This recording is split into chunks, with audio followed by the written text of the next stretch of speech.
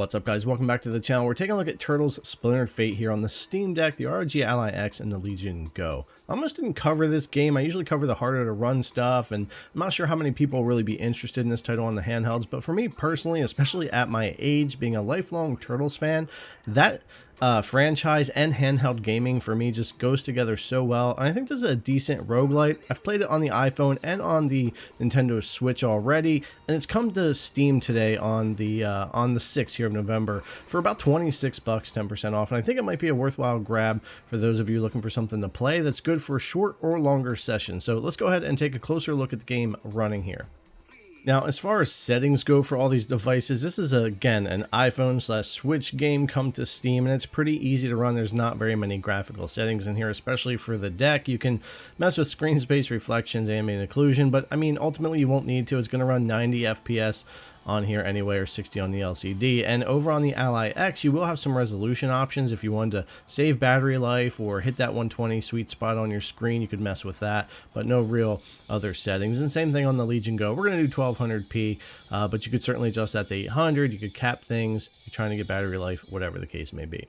But jumping back over here to the Steam Deck, we'll take a look. And again, 90 FPS or 60 FPS is pretty much what you're looking at here. Not super surprising. It will vary a little, and I notice no matter what PC I play this game on, sometimes there's some stutter or compilation or load-in stutter. Not quite sure what's up with that for such an easy to run game, but it does happen on all the platforms. But the Steam Deck does happen to deal with it really well, and we get really minimal performance issues. It's pretty much just a smooth 90 here on my Steam Deck OLED, and of course, even not being HDR, the colors really pop, the controls are snappy, and it's a fun game to play. Again, I've played this over on the iPhone and on the Switch, and I was looking forward to it coming to Steam and being able to play it on all these other handhelds, or at least maybe a bunch of other people might be able to experience the game and play it on these handhelds as well.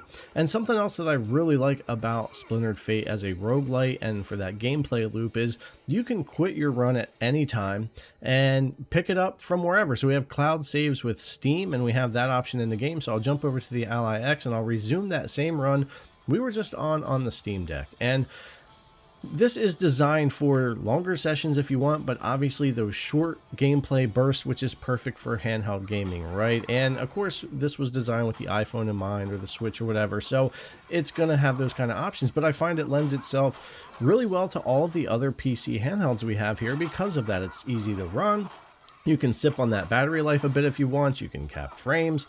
You can do all of that and get a good experience and have a game that even if you only have 3 minutes, 5 minutes, you just want to go ahead and get through your run a little bit farther, and then you've got to get back to what you were doing. You can do that with this game really easily and just pick up your run. So for me, that's really cool. I like seeing that. And here on the Ally X, performance is basically 90 to 120 FPS depending on where you're at. 17 watts or 25 watts I've run here.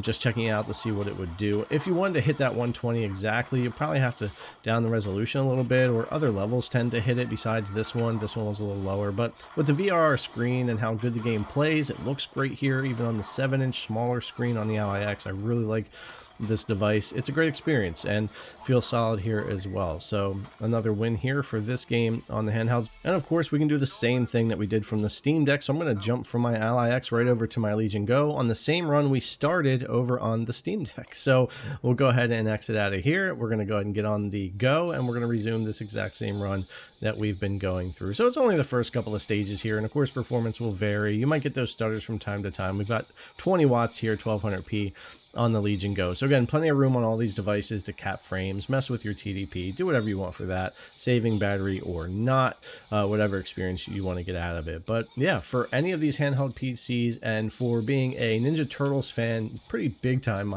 my whole life, being someone born in 81, this game, I really like it. It plays pretty well. It's not the most in-depth roguelite, but for something quick and easy to play on your handhelds, I think it's like 26 bucks on Steam right now at launch.